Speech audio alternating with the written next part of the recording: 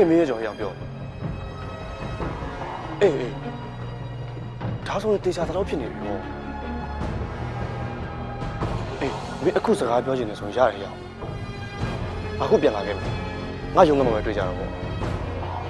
ဟုတ်ပြီရအေးဒါပဲတော့ရ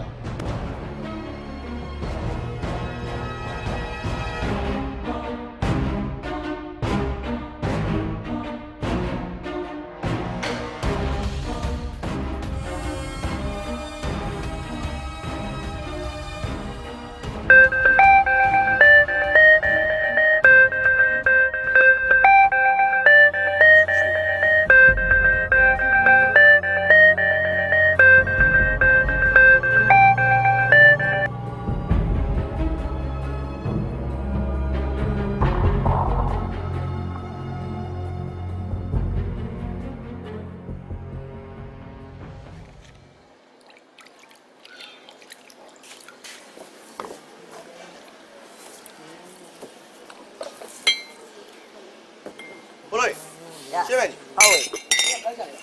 ဒီရဘူးဟိုရအရင်တော့ကြွေးပေါင်းလိုက်မယ်နော်တိုက်ဟုတ်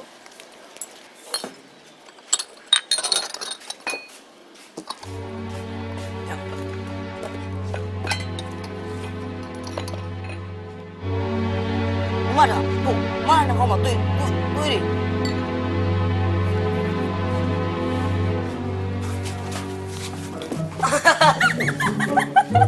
ဖိုးလုံးရဲ့ချော်လဲလူသွားမထူနဲ့နင်းရီနေဒုက္ခပါပဲ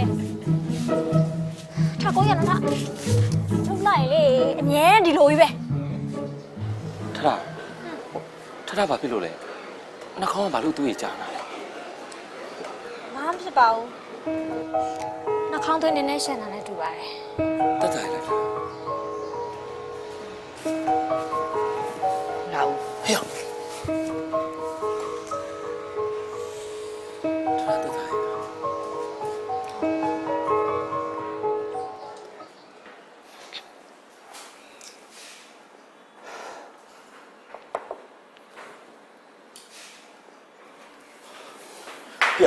အခြေအနေလေးပြောစမ်းပါဦးကွာ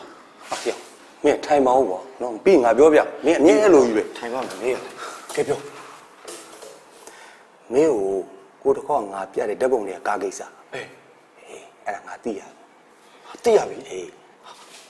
ပြောလေကွာရအဲ့ဒီကားပိုင်ရှင်ကဦးထွန်းတောက်ပဲကွာဦးထွန်းတောက်ဟုတ်တယ်အဲ့ဒီကားပိုင်ရှင်ကဦးထွန်းတောက်ဒါပေမဲ့အခုချိန်မှာတော့အဲ့ဒီကဦးထွန်းတော်ကမဟုတ်တော့ဘူးပေါ့ဟိုသူရောင်းလိုက်ပြီလို့ပြောတယ်ဒါဆိုရင်ဦးထွန်းတော်ရဲ့မွေးစားသမီးပင်ကြီးဆိုတာ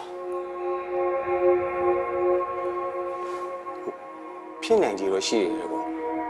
ဒါပေမဲ့မင်းအတိအကျပြောလို့မရဘူးဒီလောက်တေချာနေတဲ့ကိစ္စကြီးကွာဘာလို့အတိအကျပြောလို့မရပါလဲ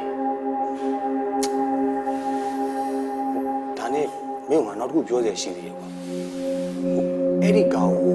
ဦးထွန်းတောက်ပိုင်စဉ်အချိန်တော့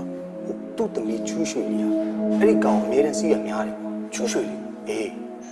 အဲ့ဒီကောင်ကိုမြင်လိုက်တာနဲ့ချူးရွှေလေးကမှလူတိုင်းသိတယ်ကွာဒါပေမဲ့အဲ့ကောင်မလေးကကောက်ကိုဒစီပီပြောင်းစီးတဲ့အချင်းရှိတယ်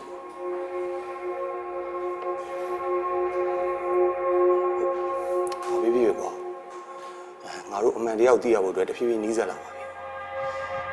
မင်းစိတ်တော့မကြပါနဲ့နော်